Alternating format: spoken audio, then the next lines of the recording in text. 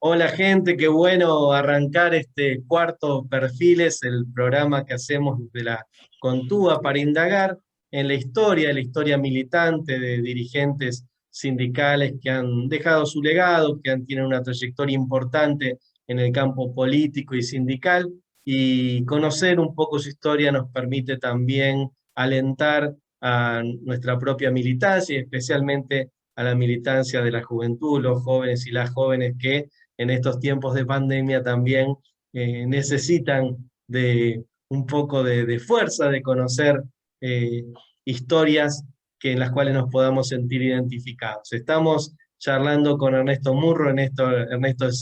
Ya vamos a ir descubriéndolo, lo más seguro que casi todos y todas lo conozcan. Ernesto es un gran dirigente sindical de Uruguay, que ha sido presidente del Banco de Previsión Social y ministro de Trabajo hasta hace muy poco de Uruguay. Bienvenido, Ernesto.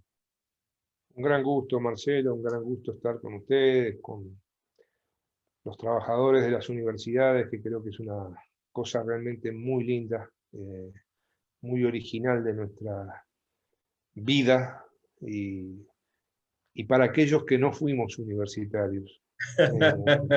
Eh, eh, Compartir esto realmente es una muy linda cosa y bueno, y poder de alguna manera reflexionar sobre la vida y sobre las esperanzas.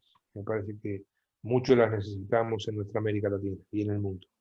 Así es, y vamos a arrancar un poquito, me dejás picando, no fuiste universitario, entonces vamos a ver, por lo que estuve leyendo, no sos de Montevideo, naciste en una familia pobre, me imagino, por lo que estuve leyendo, y en la zona de la costa, ¿verdad? Bueno, mis padres eran pequeños comerciantes, mi padre era carpintero, con algunas máquinas y se fundió, y algún pequeño boliche, primero en Montevideo y fundamentalmente, bueno, cuando se fundió nos trasladamos a Salinas. Salinas hoy es una ciudad dormitorio, balneario importante, con sus adyacencias, tiene cerca de 25.000 habitantes, pero en aquella época estamos hablando de 1.500, 2.000 habitantes, y bueno, acá en Uruguay es muy conocida la ruta interbalnearia. La ruta interbalnearia es la ruta que sale desde Montevideo y bueno, y va por todos los balnearios de Canelones, de Maldonado, llega hasta Punta del Este, se puede ir a Rocha. Bueno, esa ruta interbalnearia, para que tengan una idea, estoy hablando de, nos fuimos a ese lugar después que mi padre se había fundido en Montevideo en 1956, la estaban haciendo la ruta. Claro. Estaban haciendo. Y bueno, yo tenía 5 años allí y mis padres empezaron con un nuevo comercio, un nuevo pequeño comercio al borde de la ruta. Mi madre era muy buena cocinera y eso hizo que, bueno, pudieran, con el desarrollo de los balnearios y de la ruta, ellos generar un pequeño comercio de comida, de almacén, de bar. Y bueno, y allí me crié, allí fui a la escuela, en ese balneario Salinas. Fui luego a la secundaria, al liceo en Atlántida, que es un balneario ya más conocido, incluso internacionalmente, Claro. y que está a solo 7 kilómetros de Salinas, en una cosa muy linda, que es de las cosas que ya fueron ayudándonos a construir nuestra personalidad, nuestras ideas, que fue ser alumno de un liceo popular.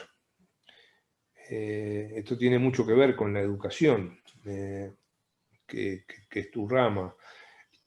Los liceos populares en Uruguay se crean fundamentalmente en la década del 60, 70 del siglo pasado, porque se había resuelto en la Constitución de la República que la enseñanza media era obligatoria, pero la enseñanza pública, que como ustedes saben es fundamental en Uruguay, y lo sigue siendo, Sí, claro. no tenía los centros de estudio. Entonces se juntaban maestros de escuela, médicos, otros profesionales, y creaban los liceos populares, donde los profesores eran honorarios, o sea, no cobraban, y era para que esos liceos después fueran públicos. Claro, O sea, eran construían liceos educación. populares. Exacto. Bueno, y eso fue muy común en Uruguay, y yo tuve el honor de participar como alumno en el Liceo de Atlántida, en los primeros años del Liceo Popular, y después que, bueno, estudié para maestro, y como maestro tuve el honor de fundar, junto a otros docentes y otros profesionales y otra gente del pueblo, el Liceo Popular de Salinas. También fui maestro en la escuela de Salinas, en la misma Eso te iba escuela a decir, fuiste que había maestro de sido, primaria, maestro de sí, primaria. claro, en la misma escuela que había sido alumno. Sí. Yo empecé a ser de maestro a los 17 años. Ah, ¿Por qué? Porque en esa época faltaban maestros, yo estaba estudiando magisterio y faltaban maestros, y se permitía que los maestros pudiéramos, siendo estudiantes, pudiéramos ejercer. Y bueno, y ahí se dio una cosa, esas cosas preciosas de la vida, que yo pude ser maestro y todavía estaban en la escuela algunos niños que habían sido compañeros míos de escuela. Entonces yo estaba, por ejemplo, yo estaba en sexto, ellos estaban en primero o segundo, y los agarré con 17 años. los agarraste sobre el final. Así que bueno, y la fundación, y después de atrevido docente de secundaria, formamos ese Liceo Popular de Salinas, y bueno, y una experiencia realmente muy, muy linda, porque eran experiencias de, como tú muy bien lo sintetizaste, Marcelo, de creación popular, Ah, acción pública. Recordemos que Uruguay, bueno, aún hoy, pese a los periodos que hemos tenido de dictadura, de periodos neoliberales, 3 de cada 4 alumnos en Uruguay van a la enseñanza pública. Si miramos así es. tanto la enseñanza primaria, secundaria como Secundaria y terciaria. universitaria. Es un rasgo distintivo del modelo educativo uruguayo, que es ejemplo en la región y en el mundo. Y tu mujer también maestra. Sí, bueno, nos conocimos, ella es de Parque del Plata, es un balneario que también está, bueno, en este caso, a 12 kilómetros de Salinas, y nos conocimos yendo a estudiar magisterio, porque tenemos que ir para estudiar tenemos que ir a Montevideo, o sea, viajábamos todos los días esos 40 kilómetros. Bueno, y allí nos conocimos, y desde allí y hasta hoy, en Hasta más de ahora. 50 años, somos compañeros de vida, tenemos 2 hijos, 4 nietos, y bueno, y en la vida hemos transitado caminos muy similares en la lucha por la justicia social y por la democracia y por Vamos, la igualdad. vamos a hablar de eso, Ernesto. Ese matrimonio, esa pareja joven, maestro los dos, comprometidos con su tiempo, ¿no? Con la ideología de su tiempo, comprometidos con la ideología de su tiempo, y viene la triste noche de las dictaduras latinoamericanas, con su episodio uruguayo también cruento como en el resto de la región, y bueno, ustedes comenzaron a militar en la izquierda uruguaya en ese momento, y la dictadura, por circunstancias, al poco tiempo de militar, leía hoy, te detuvieron a vos y a tu mujer y estuvieron presos un tiempo importante, ¿verdad? De hecho, por lo que estuve leyendo, tu hijo nació mientras ustedes estaban en prisión y lo conociste un tiempo después. Así es, Marcelo. Yo creo que eh, hay que ubicar un poco eh, ese tiempo de América Claro. Latina y de Uruguay. ¿Mm? Eh, Porque éramos muy jóvenes, eh, caímos presos en la dictadura con 21 años. Ah, Eh, niños. mi compañera embarazada, bueno, como tú muy bien señalabas, mi hijo nació en la cárcel, estuvo 2 años preso. Este, por suerte, él después, bueno, mis padres lo criaron hasta que nosotros salimos. Ese hijo mayor hoy es ingeniero químico, trabaja en una industria molinera privada a 100 kilómetros de Montevideo. Luego tuvimos otro hijo, es un dibujante, caricaturista y murguista. Y bueno, y hemos podido construir esa familia, esos hijos. Voy con 4 nietos. Pero en ese tiempo, en América Latina y en Uruguay, pasan cosas que yo creo que me permito, Marcelo, tomar unos minutos Dale, pero por favor, para, de eso se para trata. verlas, ¿no? O sea, Contextualizar, dale, dale. porque nosotros, por ejemplo, mi padre era un hombre del Partido Colorado, el partido que históricamente había gobernado el Uruguay. ¿Y por qué nosotros nos hacemos gente de izquierda? Porque, bueno, porque empezamos a ver, a estudiar y ver qué pasaba en el mundo en Uruguay. O sea, es Estados Unidos que ahora hay cosas que se saben más, pero en aquel momento teníamos que leerlo muchas veces clandestinamente o a través de medios alternativos de información. Es Estados Unidos que cuando quería y cómo quería invadía, ponía y sacaba gobiernos en América Latina. Es Estados Unidos que asesinaba a los negros. Hoy nos seguimos asombrando, ¿verdad?, de lo que pasa en Estados Unidos con la represión y los asesinatos y el racismo contra la población afrodescendiente. Pero en ese tiempo, digamos, era cosas de muchos casos casi de esclavitud. Los ómnibus para blancos, los ómnibus para negros, los baños para blancos, los baños para negros. El propio asesinato no solamente de Luther King, el asesinato de Kennedy. Claro. Nosotros, a ver, cuando yo le digo a la gente, yo nací solo 6 años después que terminó la Segunda Guerra Mundial. En plena Guerra Fría, La Guerra Fría, pero además la Guerra crisis de de los Corea, misiles, la Guerra de Corea, la Guerra de Vietnam, Cuba. la Revolución Cubana.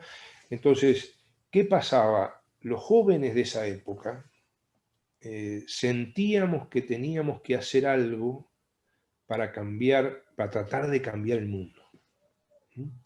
Las injusticias, el colonialismo en África, lo que pasaba en nuestra América Latina, lo que pasaba incluso en Uruguay, un país que siempre se caracterizó por su democracia, por su desarrollo, pero donde veíamos en nuestros vecinos, allí mismo donde nosotros vivíamos, en la propia escuela, la injusticia, la miseria, el hambre. Bueno, y eso hace, y en ese camino, es que muchos jóvenes empezamos a luchar,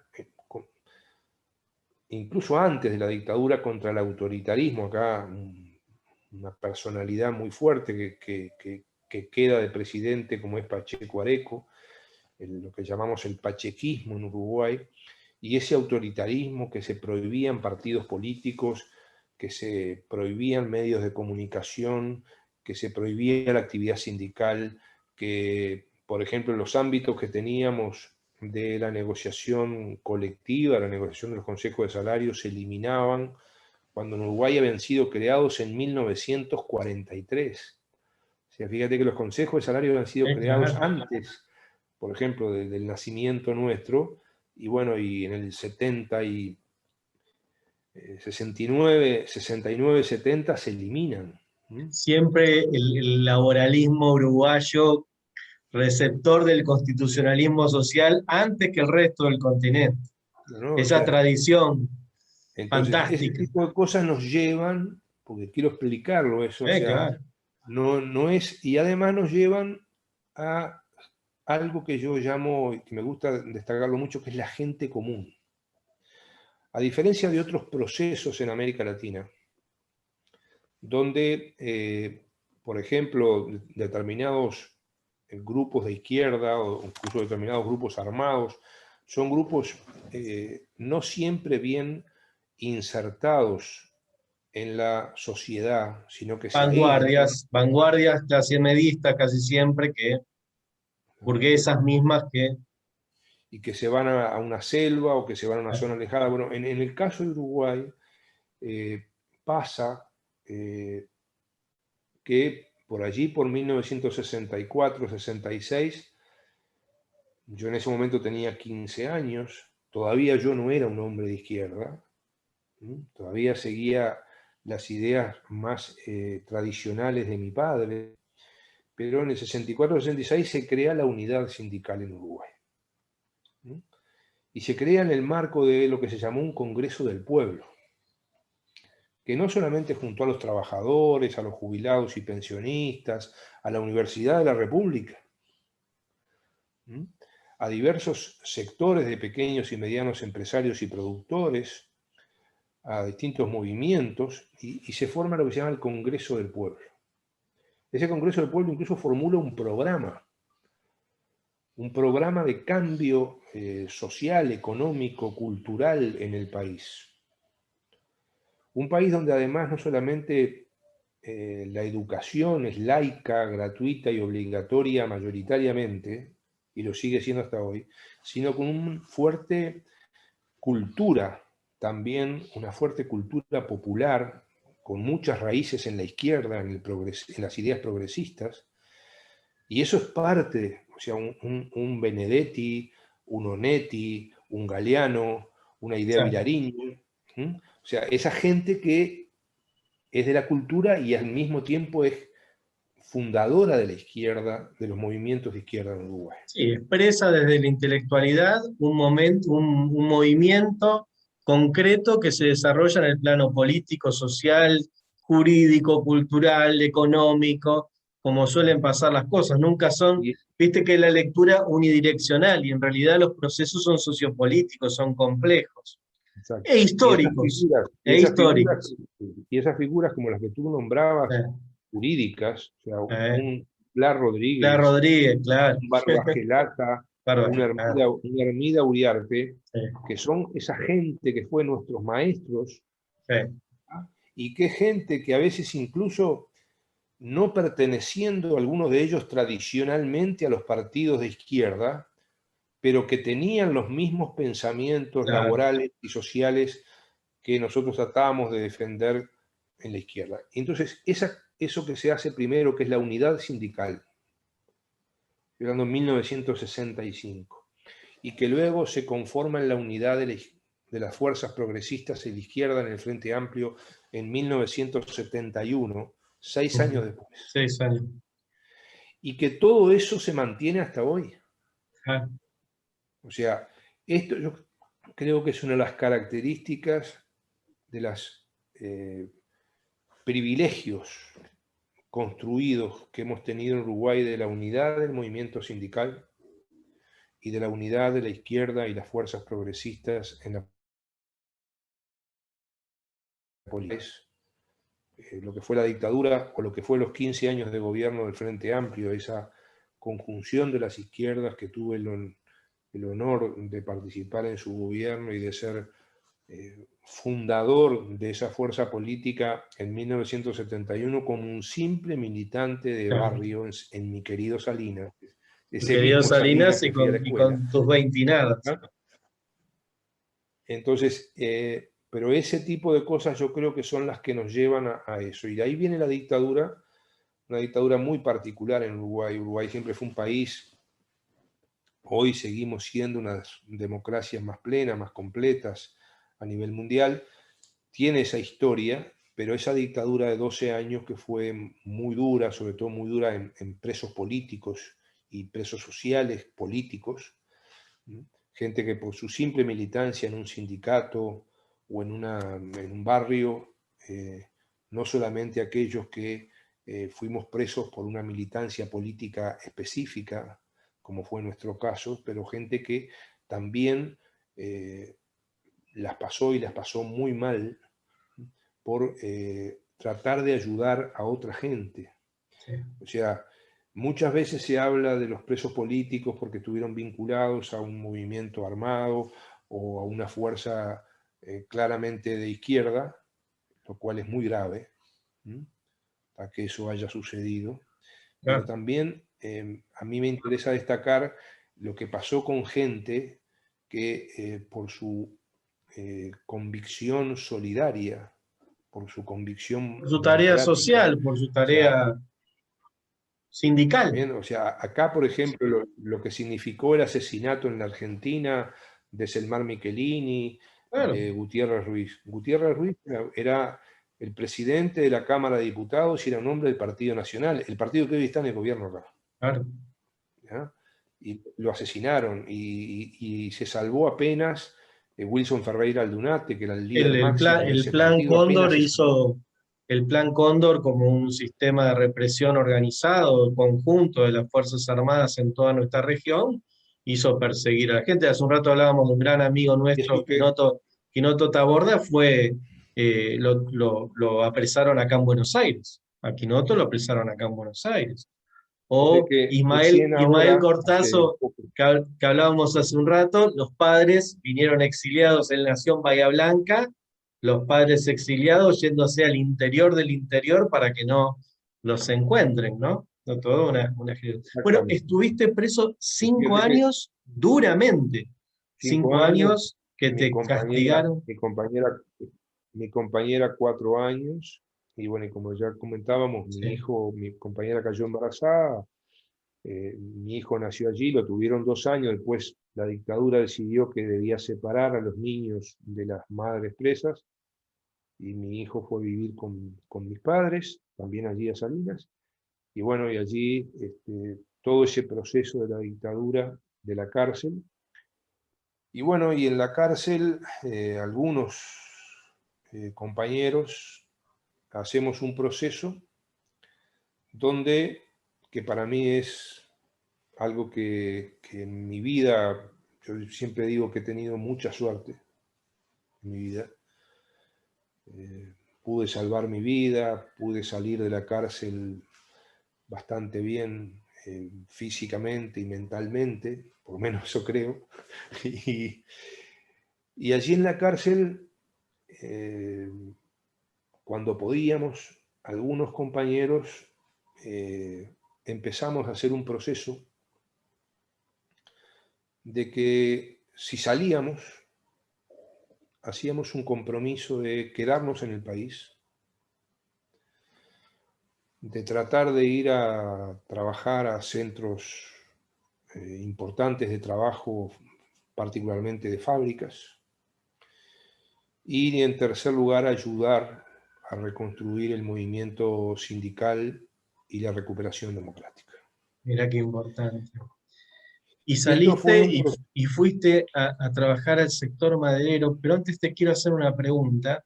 El otro día escuché parte del discurso del Pepe Mujica cuando renuncia como senador y hace toda una parábola del amor y del odio. Lo debes haber escuchado, hasta probablemente estuviste ahí. Yo lo vi en un video viral, ¿no? Y me pareció muy interesante esa idea de que él no odia a nadie, que el odio, y cómo fue en vos eso, porque la verdad que la violencia de la detención, de la represión, de la tortura, del separarte de tu mujer, del conocer a tu hijo 2 meses después, de que haya estado, ¿cómo llevaste vos ese odio, no odio? Yo creo que nosotros, si algo aprendimos en la cárcel, en la dictadura, es a tratar de no odiar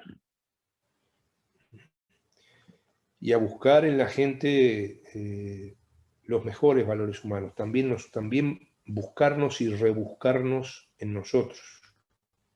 ¿Mm? O sea, a veces vos podías bancar algún día más o aguantar algún día más porque un milico se arriesgaba a decir, bueno, apoyate ahora en la pared que no pasa nada, Claro. mientras estabas de plantón parado.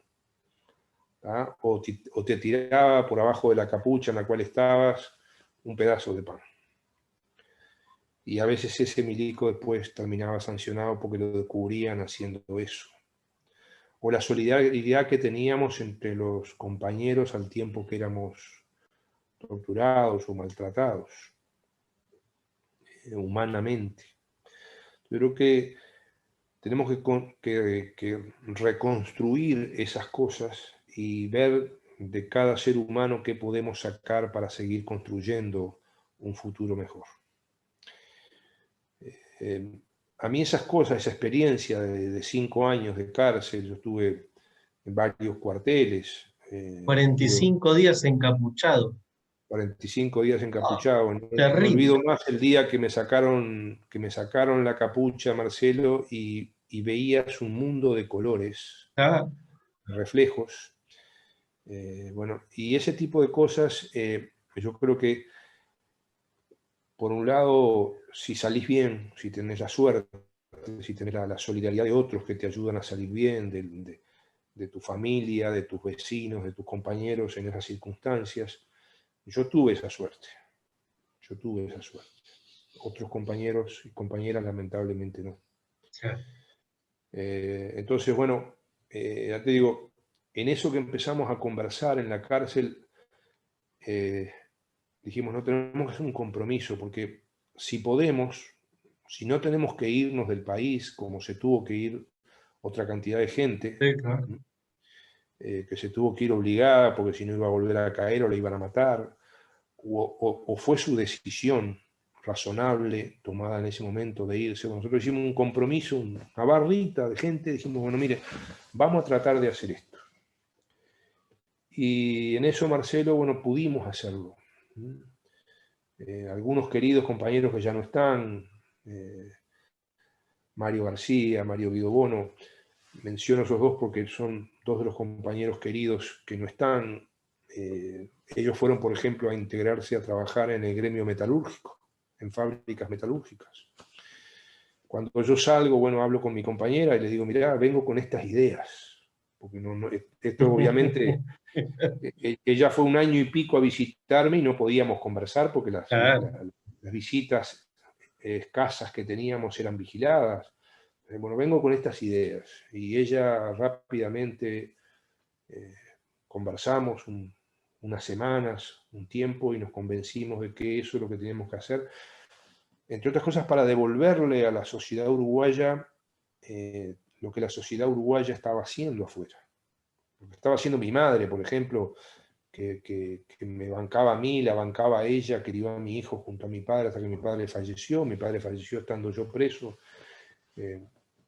y bueno, y los vecinos de Salinas, los vecinos que, por ejemplo, por ir a ayudarte a llevar 1 kilo de yerba, 1 kilo de azúcar, para que mi vieja pudiera llevarme una bolsa mejor, cuando dejaban entrarnos comida extra a la cárcel, bueno, eso había que retribuirlo. Y bueno, yo ahí tuve de nuevo la suerte de que pude ingresar a trabajar en una fábrica de madera, en la cual trabajé Te digo 15 que años. no creo en la suerte. Vos decís suerte y invito a quienes vean esta entrevista que sepan que no fue suerte, fue un montón de Mira, otras cosas, ¿no? Pero creo que sigamos, sí, sigamos. creo que sí, Marcelo, porque Te mira, quería, como dicen yo ustedes, tuve, picantear te en cuento, eso, mira, porque hay una hay anécdota que es compromiso, hay esta, ¿no? conducta, hay Eh, reflexión ideológica, hay yo contextualización. cuando salgo de la cárcel, mira, cuando salgo de la cárcel, un compañero, un amigo de niño, que habíamos ido junto a la escuela, al liceo, habíamos jugado al fútbol juntos, Javier, él trabajaba en una fábrica de parquets. Le llaman parquet, o sea, al piso. El piso de madera, piso de parquet. Bueno, claro. Entonces él trabajaba en una fábrica de parquet y él había tenido la desgracia de que se cortó una mano Mm. en la máquina de parquet. La máquina de parquet son 2 hojas, 2 sierras paralelas, ¿no? Se cortó la mano en eso. Y él estaba internado, cuando yo salgo de la cárcel lo voy a ver. Y ahí conozco, bueno, además de conversar con él, conozco a un compañero comunista que lo estaba yendo a visitar también a Javier, y ese compañero comunista dice, yo te voy a conseguir trabajo. Y él era un mecánico especialista en cañerías, y bueno, militante en la clandestinidad, y me consigue trabajo en esta importante fábrica de madera. En ese momento esa fábrica de madera era la fábrica más importante del Uruguay, Samic en Río de la Plata, Ujú. propiedad de empresarios judíos que sabían, eso lo supe después. Sí. eh, yo cuando entré a trabajar pensé que no sabían, pero sabían. Y ellos tenían un pasado de lo que fue el nazismo en su familia, en la persecución de Alemania a los judíos. Entonces, bueno, en esa fábrica pude trabajar 15 años y fue uno de los grandes aprendizajes que tuve en mi vida. El maestro se convirtió en trabajador En de la obrero madera, en obrero en de fábrica. obrero. Entré de peón, inicialmente viajaba 4 horas diarias para trabajar 8, porque viajaba desde Salinas a la fábrica, que estaba en un barrio cerca de Punta de Rieles, en Montevideo, y bueno, y allí tuve esa otra, además de la experiencia de la cárcel, que es una impresionante experiencia humana. Ah, Eh, yo alguna vez he dicho, y esto puede parecer un disparate, pero que yo agradezco haber estado preso, por todo lo que aprendí en ese sentido de la vida. sí, que es la resiliencia, ¿no? Justamente, Y lo otro es la experiencia de la en la fábrica, fábrica. ¿ah? Donde me acuerdo que el capataz ¿Qué me van a hablar a mí de los obreros si yo fui obrero? Dirá el ministro años más tarde. No, no, no, no, nunca, nunca hay que tener esa soberbia, Marcelo, No, ¿eh? por Nunca hay que tener supuesto, esa soberbia. por supuesto. El capataz general, que sí sabía de mi pasado, porque además yo tenía que, yo les dije todo, mire, me pasa esto, yo hace 2 meses que salí, tengo que ir todas las semanas a firmar a un cuartel, tenía que firmar para que me Que no te controlaran, había ¿no? sido, claro. Entonces, bueno, le dije, dice, mire, yo lo voy a tomar, le voy a dar trabajo, dice, porque igual usted no va a bancar acá, usted no va a aguantar acá. Dice, usted no puede venir, viajar 4 horas por día el ómnibus, trabajar acá en la fábrica, usted sale después de 5 años acá, no, usted no va a aguantar, pero yo le voy a dar trabajo, ¿no? Bueno, trabajé 15 años, trabajé 15 años. Y empezaste tu carrera sindical ahí. Bueno, no, muy difícil porque, mirá, empezamos haciendo un club de fútbol, a mí me gustaba mucho jugar al fútbol. Patadura, pero me gustaba jugar al fútbol. Pero Porque, voluntarios. porque yo estaba proscripto, yo no podía ser delegado sindical en Claro. la dictadura. ¿Está bien? Por ejemplo, tampoco podía votar. O sea, cuando esa victoria notable del Uruguay, que fue el no a la reforma constitucional que quería hacer la dictadura en 1980, yo hacía 3 años que había salido, y yo no pude votar ahí, Claro. porque nosotros no podíamos votar. Estabas tachado en el padrón. Seguro, ¿está bien? Después hubo en ese proceso de salida de la dictadura, en el año 82, hubo unas elecciones para elegir autoridades de los partidos políticos que habían sido autorizados, ¿sí? Y tampoco en esa pude votar, Ah, ¿no? Y tampoco podía ser delegado sindical. Entonces, bueno, empezamos a organizar un club de fútbol, un club de amigos, una sociedad de ayuda mutua, por si fallecía un familiar o si un obrero tenía un problema. Y bueno, y después la propia dictadura se entusiasma, autoriza una ley porque ellos creían que podían ganarle la cabeza a los trabajadores uruguayos creando sindicatos afines a la dictadura, y entonces permiten lo que se llamaron las asociaciones laborales. claro. Y ahí también, sin poder ser delegado, igualmente fundamos la asociación laboral, y ahí los compañeros de la fábrica decían, no, no, no, vos quédate quieto, vos no podés figurar, pero nosotros hacemos el sindicato, la asociación laboral. Y ahí, bueno, y allí me empecé ya desde el año 80 a acercar a lo que eran los viejos compañeros de la central sindical, que estaban en la clandestinidad, y a ayudar a la reconstrucción sindical y a la creación de lo que fue el PIT-CNT. Y en ese momento el PIT. Vamos a recordarle a la gente que PIT-CNT es la central única de trabajadores de Uruguay, que tiene ese nombre compuesto justamente porque recoge el acervo histórico de la Corriente Nacional de Trabajadores, así era, y del Plenario Intersindical de Trabajadores, por eso es PIT-CNT. ¿Estuve bien? Sí, no es corriente, es convención. Convención, ahí está. Yo por eso te dije que Si estuve bien. me esperas un segundo, voy a acomodar porque me está entrando el sol y me parece que Claro que sí. no es Pongo buena una la imagen. pausa. Ahí seguimos. Vos ya cruzaste ya estás con mejor imagen.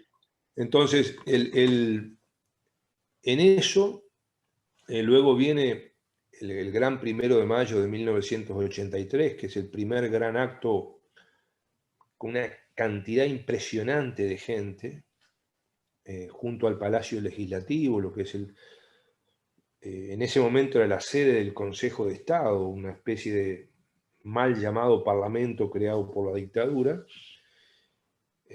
Al lado de ese Palacio Legislativo hoy está la Plaza 1 de Mayo, Claro. en homenaje a eso. Y bueno, ya desde 1983 ya pudimos ser más públicos, digamos. Y bueno, y en eso que tú sintetizabas recién muy bien, Marcelo, yo creo que ahí hay otro mojón importante de la unidad del Uruguay. Durante la dictadura, cuando podemos empezar a reconstruir, yo diría algo menos clandestinamente o algo más públicamente el movimiento sindical, ahí nos llamamos Plenario Intersindical de Trabajadores. Pero cuando logramos que la dictadura, ya en su final, nos permita hacer el primer acto, que es el 1 de Mayo de 1983, que fue el primer gran acto público, democrático, con decenas de miles de personas, ya ahí se empieza a hablar de PIT-CNT.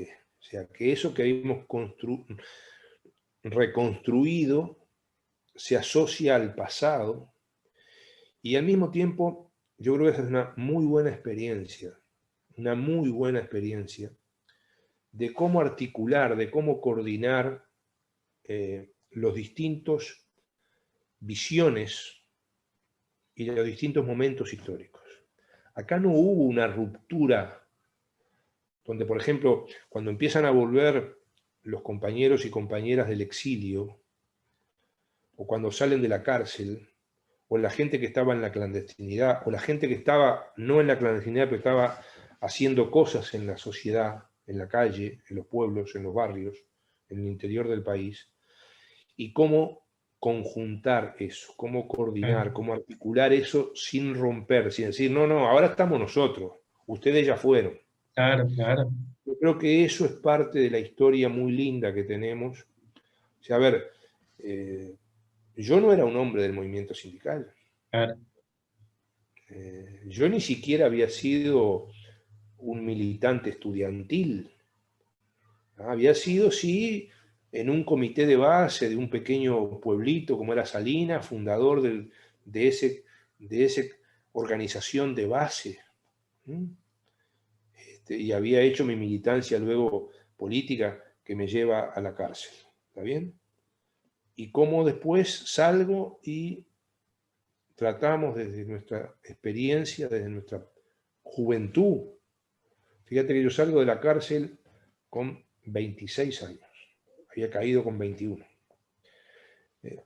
Tratar de ayudar a reconstruir un sindicato como el Sindicato de la Madera, con dirigentes presos, con dirigentes en la clandestinidad, un sindicato fundado en 1907. Y cómo nos integramos. O sea, y cómo, por ejemplo, este es otro ejemplo de eso, de articular, de coordinar, de no romper, de no decir, no, esto ya fue y ahora viene otra cosa, sino de ir haciendo procesos. El presidente, cuando pudimos hacer las primeras elecciones en 1985, el presidente siguió siendo el viejo presidente de antes de las elecciones. Claro. Me eligen a mí secretario general.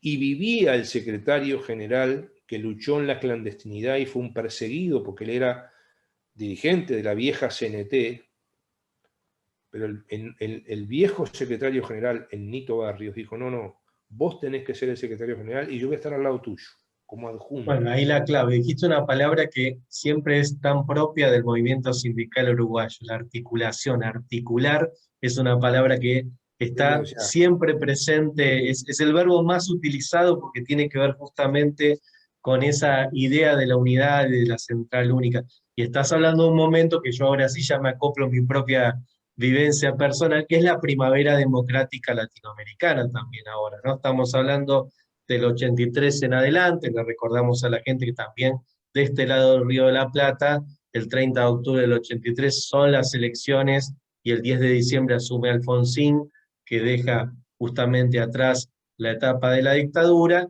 y que Alfonsín también desde la presidencia hizo mucho para generar condiciones democráticas en la región y en Uruguay puntualmente también. Esa primavera democrática tiene toda esta fuerza que, que nos permitió a todos asumir la posibilidad de pensar un país, un Uruguay en tu caso, una Argentina en el nuestro, yo era muy chico también, que con democracia para siempre, como se decía en ese momento. Y ahí tu trayectoria gremial comienza, así con bueno, más ahí, fuerza. digo, secretario general del Sindicato de la Madera, miembro de la mesa representativa, que es un poco la dirección más plural de la central sindical, del PIT-CNT. Yo nunca fui tampoco un gran dirigente sindical. O sea, por ejemplo, nunca fui miembro del secretariado ejecutivo Claro, del la mesa PIT-CNT. representativa es la mesa grande. Nunca hablé en un 1 de mayo en Claro, el Montevideo, pero sí hablé en muchos 1 de mayo en el interior del país. claro. Porque entre las cosas que empezamos a hacer, empezamos a ver, en ese momento se empieza a desarrollar la forestación en Uruguay. Y un trabajo que empezamos a hacer es a tratar de ir a ayudar a la organización de los trabajadores rurales forestales, que en esos tiempos, hacia el final de la dictadura, el comienzo de la democracia, estaban en condiciones en muchos casos casi esclavistas. Lo vi con mis propios ojos eso. Claro. Llevar la gente en vagones de ferrocarril, vagones de carga, abrirle la puerta en medio del monte, darle unos nylon azules y decir, bueno, ustedes vivan acá y corten árboles. Iban con sus familias, gente que se bañaba cuando llovía y que no podía salir del monte porque eran hectáreas y hectáreas de montes, y a su vez estaba el tema de pagar la negra. ¿Qué era pagar la negra? Era la olla. Claro. Porque el propio que los contrataba para trabajar el monte les vendía la comida, y entonces la plata nunca alcanzaba y se generaba un mecanismo de dependencia del cual muchos de Dependencia. ellos no podían salir. Es La primera esclavitud. reivindicación que levantamos allá en los montes de Piedras Coloradas, en Paysandú, a 400 kilómetros de Montevideo, era que la gente pudiera vivir en el pueblo y no en el monte. Mirá La vos. primera reivindicación. No fue el salario, ni las 8 horas, no fue, no, que la Sí, gente pueda vivir en el pueblo. los derechos fundantes. Para poder pedir derechos laborales, primero tenés que dignidad ¿Eh? como ser humano, ¿no? Dignidad y los derechos humanos antes de los derechos laborales, por eso son así, están escalonados. Bien, y llegás a la mesa representativa, el líder histórico del PIT-CNT es el Pepe Delía, todavía con toda su fuerza y su impronta, y por lo que leí, privilegió a este dirigente joven para que vaya a representar a los trabajadores al Banco de Previsión Social, que es el sistema de seguridad social de Uruguay. A veces cuando uno ve banco, yo la primera vez que fui al Banco de Previsión Social fui a verte a vos, te conté la anécdota hace un rato con otros amigos, y digo, ¿qué es esto? Y es el sistema de seguridad social de Uruguay, que tiene un esquema de participación del sector social, ¿no? Tiene entre el director, en Exacto, el directorio del banco hay representantes de los trabajadores. exacto. Y eso, el queridísimo Pepe Delía me llama un día, me dice, mirá, dice, a mí me gustaría que vos fueras, dice, se estaba discutiendo porque recordemos que el hecho de que los representantes de los trabajadores, de los jubilados y pensionistas y los empresarios estuvieran en el directorio del Instituto de Seguridad Social estaba previsto desde 1967, desde antes de la dictadura, pero nunca se había cumplido. Se cumple recién 25 años después, en 1992. Y allá por principios del año 92 me llama el Pepe de Lía, me dice, mira, me gustaría que vos fueras el representante de los trabajadores. Digo, Pepe, digo, yo no sé nada de seguridad social. Digo, yo soy maestro de escuela, que bueno, fui 2 años maestro de escuela. Le digo, y trabajo en una fábrica. No, dice, pero vos dice, a veces has intervenido y hablas de esas cosas. Dice, yo quiero que estés ahí. Y bueno, y ahí, aunque vos me decís que no crees en la suerte, mirá, vamos a la mesa representativa. La mesa representativa fue en febrero del 92. Y habían otros compañeros también candidatos a eso. Me designan 12 votos a favor, 8 por otro compañero y 4 abstenciones. O sea, entré justito. Bueno, pero mira, ahí la frase de Picasso, ¿no? La inspiración existe, pero te tiene que encontrar trabajando. Por eso yo no sé. ¿Viste? O Entonces, sea, entré justito. existe, sí, la inspiración, la suerte, pero te tiene que encontrar a vos, te encontrar. Venías remando desde los 18 años. Y tú fíjate que, ya digo, nunca había sido un principal dirigente sindical, siempre soy un dirigente sindical medio. Y bueno, y después de esa vez, el honor que tengo de que los 9 años que fui director, siempre después tuvimos el respaldo unánime de la central sindical a nuestro trabajo colectivo, creamos un excelente equipo de trabajo con queridísimos compañeros. Este año hemos perdido al querido doctor Jorge Bruni, que seguramente alguna vez oíste nombrar, especialista en lo laboral y de seguridad social, y trabajó mucho en el Mercosur. El economista Gabriel Lagomarsino, que bueno, fue hasta hace poco vicepresidente del Banco de Previsión Social. Querida gente que se desempeñó posteriormente, Evergal y el querido compañero Luis Duarte, una serie de compañeros, formamos un equipo de dirección. Yo dije, bueno, yo le dije al Pepe, diría, muy bien, estábamos en febrero, ponele 92, digo, bueno, dame 6 meses, Pepe. Pues yo quiero armar un equipo, le digo, quiero estudiar, y, bueno, está bien, dice, mirá, dice, esto se producirá cerca de fines de año. Así fue, entramos el 7 de octubre del 92.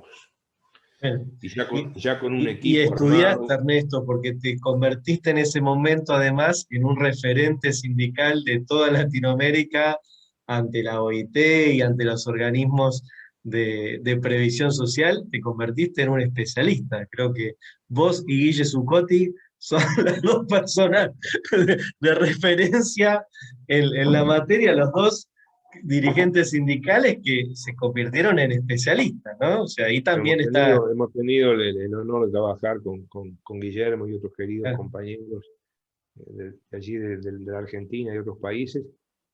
Y bueno, y a partir de ese momento me dedico de lleno a estudiar seguridad social. Y bueno, estuve 9 años como director y después decido renunciar, porque cuando llega un momento que dijimos, bueno, mira, va a ser mejor que yo renuncie. Ahí tuve la alegría de tener que salir a explicar por qué renunciaba. Sí. Porque, pero no tenés por qué renunciar. Sí, mira, ya estuve 9 años y yo creo que ahora tenemos que prepararnos. Necesitamos tiempo, necesitamos estudiar más, capacitarnos más, por si llegamos a ganar el gobierno algún día. Si algún día llegamos a ganar el gobierno, tenemos que prepararnos para asumir la responsabilidad de gobierno en la seguridad social. Pero ahí renuncio y permanezco 4 años en el equipo de representación de los trabajadores. Sí, me acuerdo que Ariel te reemplazó, ¿verdad? En esa época. Exactamente, Ariel, querido amigo, Ariel Sí, Ferrari. sí, sí, sí, me acuerdo. Este, bueno, y entonces, pero yo me quedé, ¿Vos te como quedaste? Claro. integrando el equipo como asesor de Ariel, digamos, y ahí tuve también la oportunidad de trabajar bastante para la OIT, como consultor externo, para Claro. la Organización Panamericana de la Salud, para Naciones Unidas, para CEPAL como consultor externo, y aprender mucho más. Bueno, ahí, por ejemplo, con muchos compañeros argentinos eh, del Cono Sur. No, y trabajaste con la persona que queremos los dos y que nos dio los teléfonos, Carmen Benítez también, mucho Bueno, no, por tiempo. ahí, ahí estamos hablando de una amiga, mira, Una persona maravillosa. ella se debe acordar porque en 1999 le mandé una carta muy formal, muy diplomática, muy respetuosa, ¿no? Diciéndole que, bueno, que ella estaba en la parte de trabajadores de la OIT, y bueno, y después con el tiempo un día agarré y le regalé en un cuadrito, le regalé una copia de la carta. Es una mujer encantadora y fue una Eh, nos ayudó a todos los que hicimos el camino sindical en su momento, a cada uno nos dio una mano. Bueno, ¿y te preparaste para cuando sea gobierno y el Frente Amplio ahí ganó las elecciones? el Frente Amplio gana las elecciones en 2004. No fue fuerte, no fue suerte, sigo diciendo. Vos estabas Y, pensando que había que prepararse porque sabías que en la construcción era probable que eso suceda. bueno, y ahí tuve también la suerte de que el querido compañero, queridísimo compañero, Tabaré Vázquez, como primer presidente de la izquierda del Frente Amplio Uruguay, me designara presidente del Instituto de Seguridad Social. Y ahí, bueno, desde el 1 de marzo del 2005 fui presidente durante 10 años, porque luego volvemos a ganar las elecciones con el Pepe Mujica, y el Pepe Mujica me confirma en el cargo de presidente del Instituto de Seguridad Social, del Banco de Previsión Social. Y luego, cuando Tabaré vuelve a ganar en el 2014, eh, te cuento ahí una anécdota preciosa. O Dale, sea, dale. eh, en agosto del 2014, 4 de agosto, no me olvido más, 4 de agosto del 2014, siendo yo presidente del Instituto de Seguridad Social, del Banco de Previsión Social, nosotros estábamos haciendo una cosa muy linda en Uruguay, que es la Operación Milagro. La Operación Milagro la hacemos con la solidaridad de Cuba, que es la operación de la vista. Sí. Hoy llevamos 100.000 personas que volvieron a ver, 100.000 personas operadas en Uruguay gratuitamente. En ese momento, te estoy hablando el 4 de agosto del 2014, hacemos un acto en el Teatro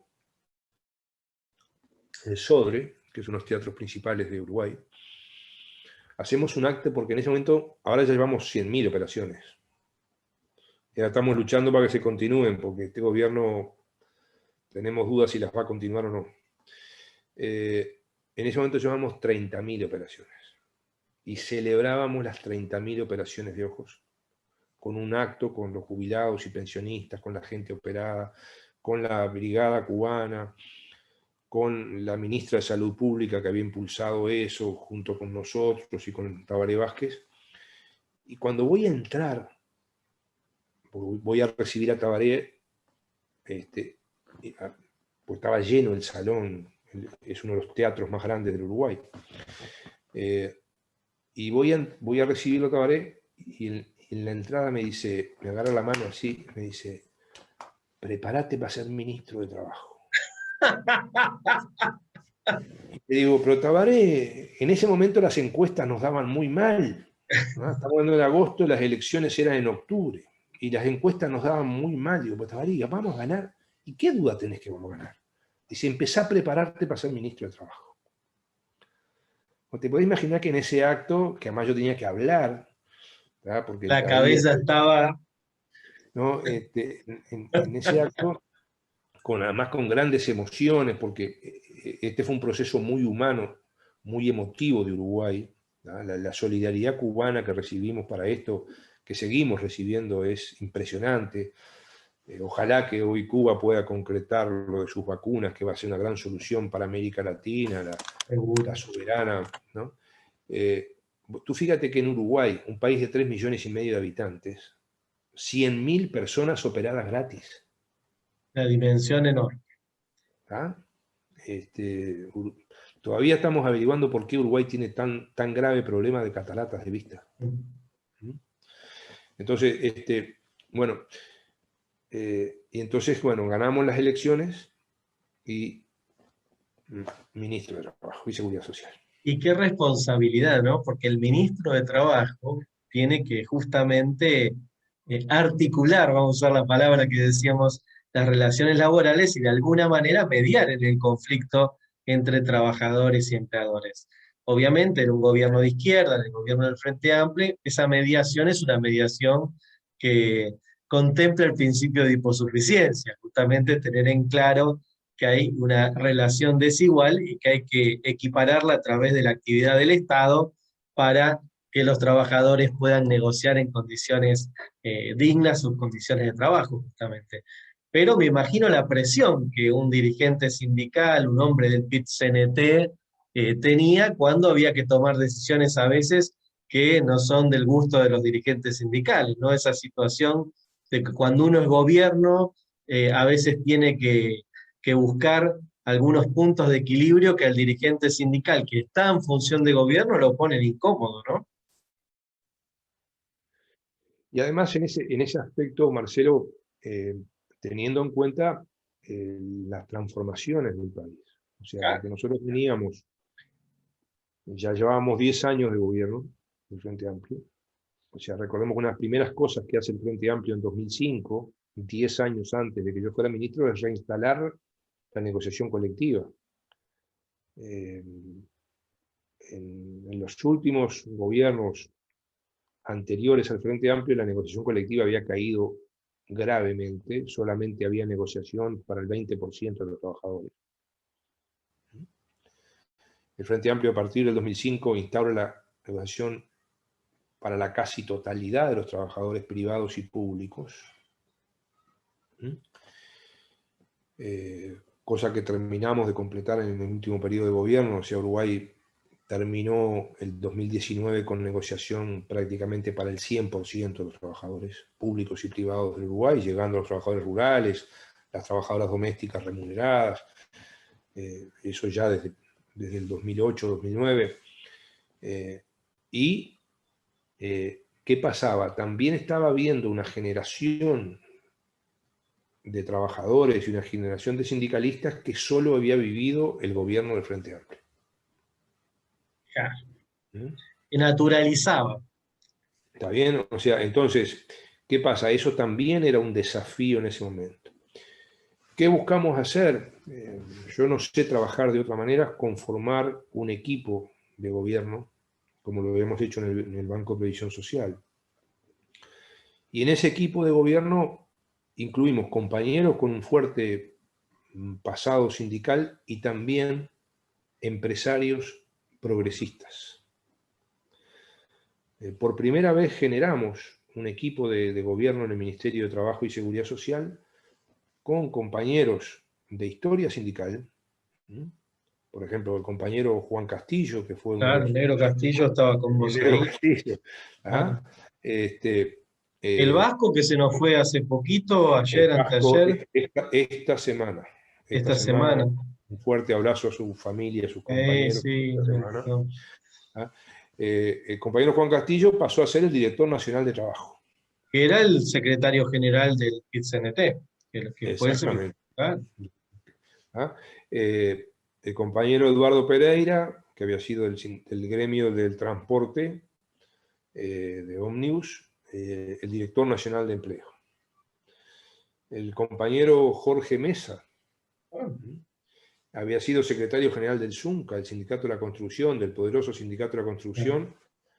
Inicialmente lo ponemos como secretario del Interior, luego cuando Juan Castillo pasa a su militancia política en el Partido Comunista, como hoy es el secretario general del Partido Comunista, bueno, Jorge Mesa pasa a ser el director nacional de trabajo. Pero al mismo tiempo, por ejemplo, la número 2 de la dirección de trabajo es Cristina Fernández, que era gerenta general de una de las principales empresas de transporte de personas, de ómnibus. Fernando Figueredo, hoy es presidente de la Cámara de Fabricantes de Pasta y es el número 2 de la Dirección de Empleo. Álvaro Nodale, que era un abogado de las micros y pequeñas empresas y que fue director del Instituto del Cooperativismo y fue director nombrado por nosotros del Banco de Previsión Social. Bien, Entonces, bueno, armaste un equipo plural que te un equipo acompañe para plural. tener todas las miradas. Entonces, y ese tipo de cosas yo creo que fue muy importante en esos años, donde, bueno, llegamos al 100% de negociación colectiva pública y privada. El hecho de que en esos 15 años de gobierno del Frente Amplio los salarios de los trabajadores aumentaran un 60% más que los precios, aumentaron un 60% su poder adquisitivo. Lo mismo en las jubilaciones y pensiones. El hecho de el mayor proceso que se dio en esos 15 años de formalización del Uruguay, en un país de 3,5 millones de habitantes, un país de 1.600.000 trabajadores, en esos 15 años, sobre 1.600.000 trabajadores, incorporamos 500.000 personas a la Seguridad Social. 500.000 personas que no estaban. Uruguay pasa a ser el país más formal o menos informal de América Latina, aunque tenemos que seguir avanzando. Los nuevos derechos que se generan. Mira, ahora, el próximo viernes, 30 de abril, es el Día del Trabajador Rural en Uruguay. Y luego tenemos el sábado, el 1 de mayo, que es uno de los días de mayor movilización popular del país, como lo es el 8 de marzo, el Día Internacional de la Mujer, o el 20 de mayo, donde recordamos a nuestros muertos, a nuestros asesinados, a nuestros desaparecidos, donde hacemos reivindicación por memoria, verdad y justicia por lo que pasó en la dictadura, que son, digamos, yo creo que las 3 fechas Sí, las más tres grandes de fechas. Uruguay: 1 de mayo, 20 de mayo, 8 de marzo. Y bueno, por ejemplo, desde el Ministerio, cosa que este año no se está haciendo, como divulgábamos, incluso con mensajes a cada móvil, a cada celular, anunciando, porque eso hay que difundirlo para tratar de que se cumpla mejor, el Día del Trabajador Rural.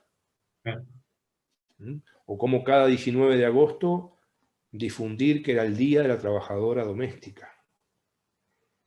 Que fue el primer país, ¿verdad? Que hubo un ministro que Claro, ratificó el convenio 189.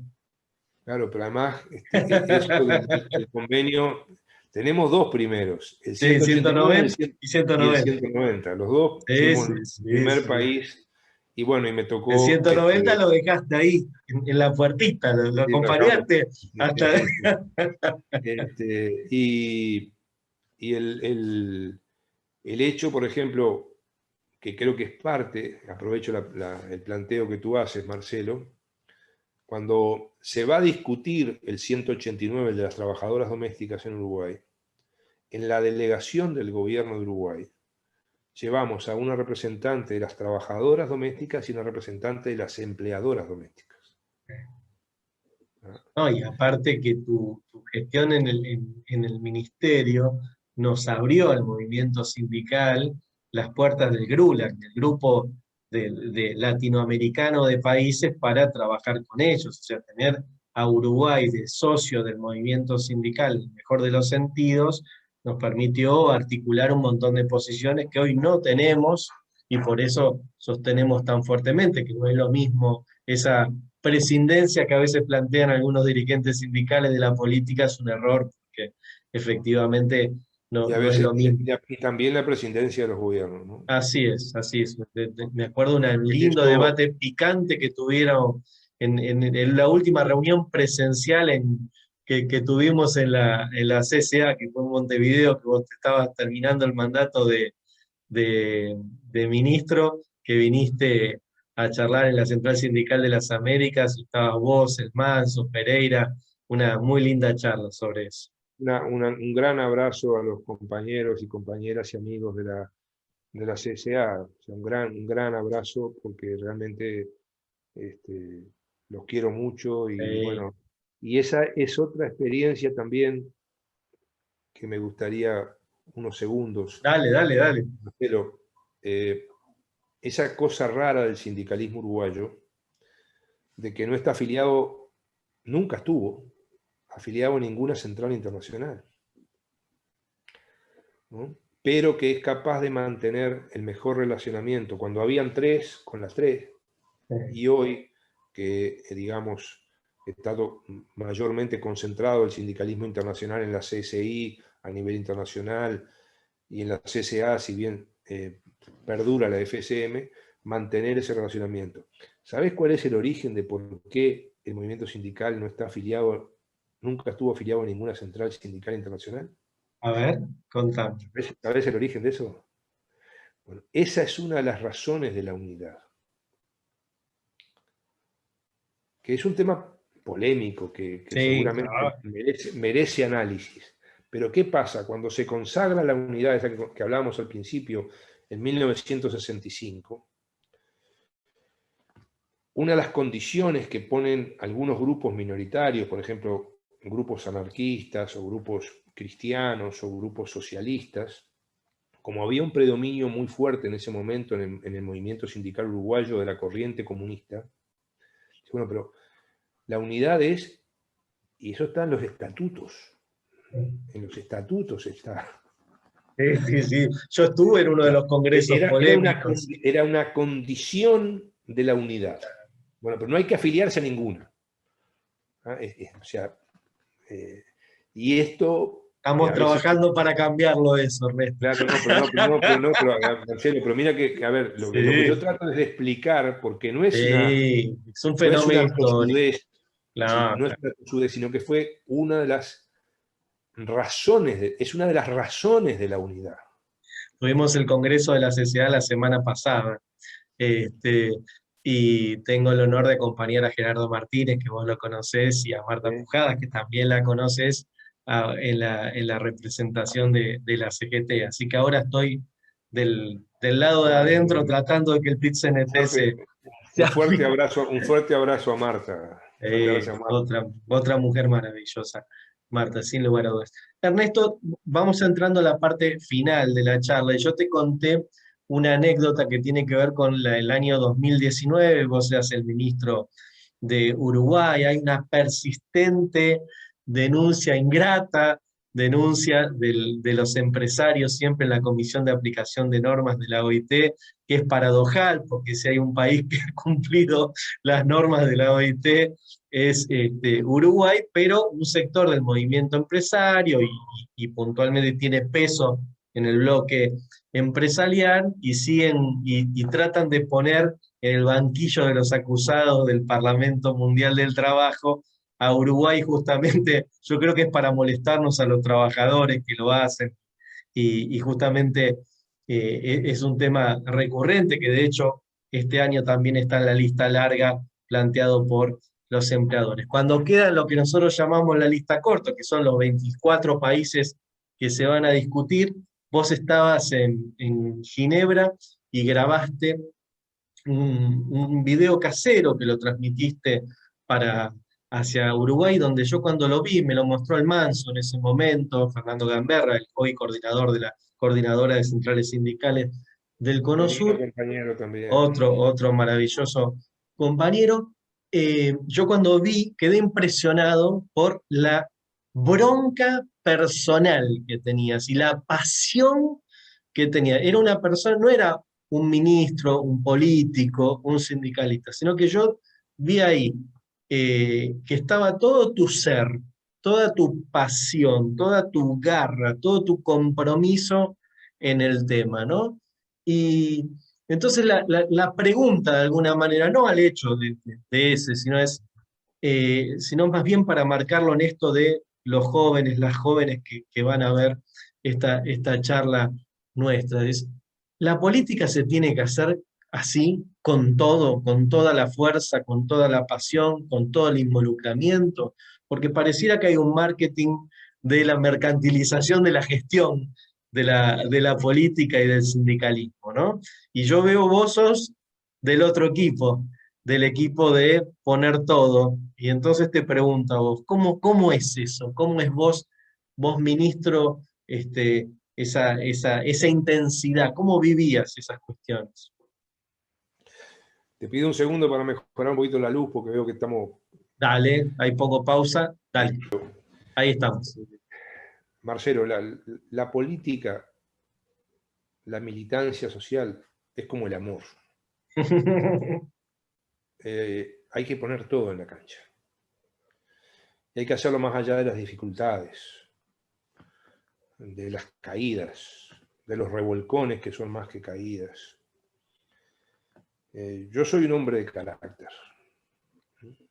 He tratado en mi vida de aprender y de ser más moderado y apacible, pero soy un hombre de carácter. A veces es de las cosas que tengo que corregir y mejorar.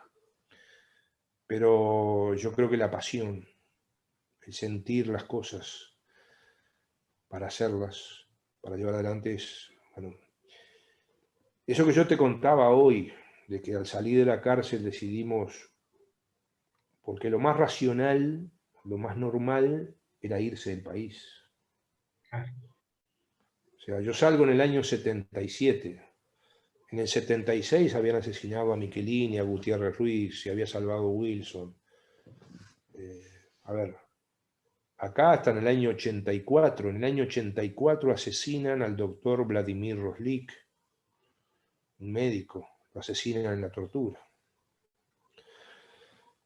Y bueno, pero nosotros entendimos con un grupo de compañeros, con mi compañera, que lo entendió enseguida y lo comprendió y lo llevó adelante. Mi compañera llegó a ser secretaria general del Sindicato de la Salud Cooperativa o Salud Privada en Uruguay, que es una cosa muy especial. Llegó a ser una de las 3 coordinadoras sucesoras cuando renunció el Pepe de Lía.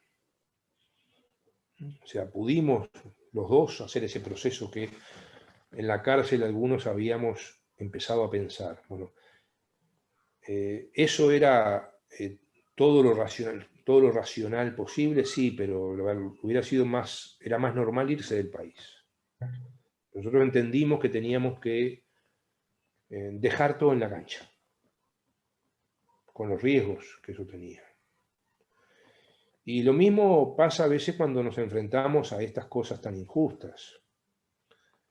Ahora digamos, el empresariado, el gran empresariado, porque no hay que confundir a algunos dirigentes empresariales con el empresario que lucha y pelea y trabaja horas y se sacrifica todos los días.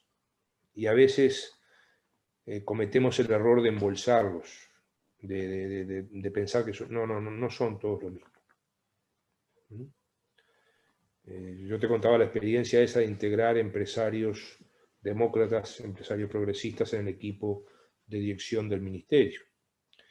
Y te puedo contar lo que están sufriendo hoy muchos empresarios en Uruguay porque lamentablemente perdimos las elecciones y tenemos el gobierno hoy que menos plata le da a los trabajadores, que menos plata le da a los jubilados, que menos plata le da a las personas, que menos plata le da a las empresas para bancar la pandemia. Y Uruguay hoy está entre los primeros países del mundo, lamentablemente, con más muertos en proporción a los habitantes y con más contagios en proporción a los habitantes. Sí. Y hoy tenemos empresarios que la están pasando muy mal. Tenemos gente con hambre, gente sin trabajo, trabajadoras y trabajadores de Uruguay. ¿No? O sea, mira, yo distraigo un segundo esto, Marcelo. En Uruguay, antes de la pandemia, fallecían 90 personas por día, promedialmente, por todas las causas. Sí, estadísticas. ¿Ah? Bueno, ahora solo por la pandemia están falleciendo por día 50, 60, 70 personas. Este es un dato. ¿Está bien? Acá los científicos nos dicen, el presidente de la República, en una muy buena idea que tuvo, que compartimos, creó un grupo asesor científico. Los científicos nos dicen, la pandemia es controlable cuando tengamos 200 contagios diarios. Cuando tengamos 200 contagios diarios, la pandemia es controlable. Bueno, ¿sabes cuánto estamos ahora? 2.000, 3.000 y hemos llegado a 4.000 contagios diarios. Bueno, Sí, y en con este marco, fronteras pegadas a dos países que están con un estado de gravedad enorme. O sea, entonces, en este marco nos estamos moviendo ahora, eh, y en este marco yo creo que tenemos que ver estas cosas. Entonces, ¿por qué nos duele tanto lo que hicieron? Porque la negociación colectiva en Uruguay arrancó en 1943 y nunca habían hecho una denuncia de este tipo. ¿Está bien? Nunca habían hecho una denuncia de este tipo. Nosotros lo que hicimos fue ampliar un poco más. O sea, le dimos a los trabajadores rurales que no tenían, a las trabajadoras domésticas que no tenían, profundizamos la negociación del sector público, que había, pero la ampliamos. ¿Ah? Entonces ahora aparece el cuestionamiento que nos hicieron en la OIT. Y al mismo tiempo lo hacían porque incluso la ley del 43 era para ellos, para los altos dirigentes empresariales, reitero que los separo del empresario que vive, lucha, sufre, trabaja, como cualquier trabajador o trabajadora de este país todos los días. No sé, una cosa es una cosa y otra cosa es otra cosa. Para ellos, antes era peor, desde el punto de vista jurídico, el claro. funcionamiento del Consejo de Salarios. Y ni ahí se quejaban. Se quejaron cuando nosotros tomamos el gobierno y lo que hicimos fue ampliar, tratar de que los trabajadores ganaran mejor, que tuvieran mejores condiciones de trabajo, tratar de hacer más leyes laborales. ¿Cómo han ido resolviendo esto ahora, Marcelo? Porque, por ejemplo, a través de una ley de urgencia, la ley de urgencia es una ley que se aprobó en Uruguay, que tiene casi 500 artículos y que es una ley que se discute poco tiempo. Que si no se discute, igual queda aprobada, cuando la aprobó el actual gobierno. Y en esa ley de urgencia, por ejemplo, se recorta, se reduce la posibilidad del derecho de huelga en Uruguay. Un derecho Totalmente. consagrado en la Constitución de la República. Entonces, yo no sé cuántos se van a quejar ahora en la OIT, porque ya algunas de esas cosas las resolvieron. Porque ya, por ejemplo, los consejos de salarios casi no funcionan, funcionan muy poco. El salario se ha rebajado en Uruguay. Después de 15 años, por primera vez en el 2020, los trabajadores perdieron salario y los jubilados y pensionistas perdieron en sus jubilaciones y pensiones.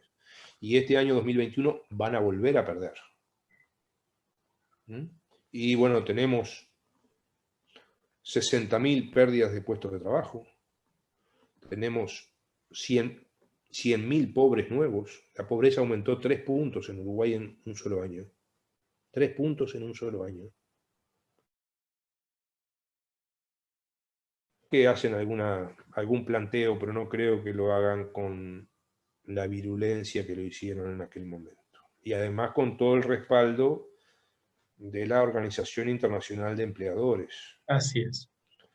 Cosa que destaco, Marcelo, porque si uno incluso comparaba los discursos, eran más agresivos los discursos de la Organización Internacional de Empleadores que del empresariado uruguayo. Sí, sí, así es. ¿Por qué? Así es. Porque no querían que este paisito siguiera ese camino de crecimiento económico, 15 años seguidos de crecimiento económico, mejora del salario, mejora de las leyes laborales, mejora de las jubilaciones y pensiones, mejora de la seguridad social, sistema de salud. Y bueno, éramos un mal ejemplo para el mundo. Así es, Ernesto. Y voy a la última pregunta, que no es una pregunta, sino un pedido de mensaje, ¿no? A vos te ha tocado también en la discusión del 2019 participar de muchos debates sobre el futuro del trabajo. Tuve la suerte, mirá, estuvimos también con el Manso y con Padró, otro amigo tuyo de la Fundación Ever en Santiago de Chile, en la oficina de la OIT, con el Pepe Mujica, que vino a participar también de un debate importante que tuvimos allá sobre el futuro del trabajo. Tuve el honor de ir allí Tuvimos allí el honor de ir con el Pepe Mujica y con Álvaro Padrón, querido Ah, compañero. así Así es. que mira, Sí, sí, sí, sí, sí, sí. Ves que yo te escuché muchas veces, hasta vos en esa época que decías, trabajaste como consultor de la OIT, muchas veces me ha tocado ser uno de los que estaba escuchándote del otro lado. Así que, y que siempre, siempre, ¿no? Siempre con mucha claridad y con mucha pasión, siempre transmitiendo el mensaje con mucha contundencia, y eso es importante. En la tarea del formador sindical también es muy importante transmitir esa seguridad, esa convicción, que dé lugar al debate, por supuesto, pero también que muestre las certezas que tenemos del movimiento sindical. Y la última pregunta, que es la que le hice a nuestro amigo Víctor Báez, a Rosa Pavanelli, a Yuneya, tiene que ver con un mensaje, un legado, algo que vos quieras plantearle a los jóvenes y las jóvenes sindicalistas, eh, algo que quieras transmitirle vos. Esa sería no la última pregunta, sino un pedido mío final. bueno, un querido abrazo a Víctor Báez, a Carmen Benítez, a toda esa gente que hemos saludado y que nos ha ayudado mucho en este proceso y en esta vida. Esa gente que fue capaz de creer en nosotros cuando no éramos nadie. Eh, y, y arranco por ahí. Eh, yo he tenido el honor de ser presidente del Instituto de Seguridad Social, ministro de Trabajo y Seguridad Social, de participar en eventos internacionales con Naciones Unidas, con la OIT, con el Banco Mundial, con la CEPAL, con la Organización Panamericana y Mundial de la Salud. Y lo que te decía al principio, mis padres no me pudieron pagar un estudio universitario, porque su pequeño comercio no daba para eso. Yo fui maestro por casualidad, después se transformó en una vocación. Cuando empecé a estudiar vi que eso de ser maestro me gustaba. Y bueno, fui poco. Y después hicimos ese otro proceso que ya contamos. Y yo creo que necesitamos imprescindiblemente a los jóvenes y a los viejos y a los del medio. A veces, como viejo ya a esta altura, veo que se está dando en la sociedad un cierto desprecio por los viejos. Esto tanto es así que, por ejemplo, en el Reino Unido se ha creado el Ministerio de la Soledad. El Ministerio de la Soledad. Porque los viejos están siendo dejados de lado. Y sea un viejo trabajador de la madera, o sea a veces un viejo ministro, o sea a veces un viejo parlamentario, o un viejo líder sindical. Y yo creo que hay que ver cómo articulamos, cómo coordinamos, cómo hacemos los procesos de transición en esos procesos. Creo que todos podemos contribuir algo con nuestra experiencia, con nuestro conocimiento, con nuestra solidaridad. Creo que América Latina tiene un gran ataque de fragmentación. Yo cada vez que hago las cuentas hay más centrales sindicales en América Latina, por ejemplo. Y eso no quiere decir que haya más trabajadores sindicalizados, ni que haya más trabajadores y trabajadoras protegidos. Creo que la otra línea de esperanza es eso de cómo alguien que no es universitario. A veces yo iba a un seminario y me ponían doctor o licenciado. Y decía, no me pongan nada porque yo no soy ni doctor, ni licenciado, ni nada. Yo pensé que eras abogado también hasta que leí un poco sobre tu ¿Ah? historia. Sí. Y bueno, ¿y cómo es posible hacerse un lugar igualmente? ¿Cómo es posible sin ser un gran dirigente sindical, que nunca lo fui? Nunca fui un dirigente de la primera línea, ni un político de la primera línea, poder colaborar en construir procesos colectivos. Y yo creo que esa es una gran esperanza para los jóvenes. Ese joven que hoy está trabajando, que hoy nos está mirando, bueno, que dice, ¿yo qué puedo hacer? Si todos podemos hacer algo, si somos capaces colectivamente de unirnos, de superar nuestras bienvenidas diferencias, que tenemos que tenerlas, en el pensamiento, en la acción, que tenemos que tener las diferencias, pero ver cómo esas diferencias las hacemos bienvenidas, las articulamos para desarrollar, porque si no somos capaces de desarrollar la unidad hacia un objetivo, siempre nos van a derrotar. Mira, nosotros hemos tenido en mi vida muchas derrotas. Cuando yo salí de la cárcel, al poco tiempo se dio el proceso de Nicaragua. Y fue una gran esperanza, lamentablemente hoy frustrada. Después tuvimos otros procesos de esperanza. Ahora, ¿cuál es la esperanza que siempre tenemos?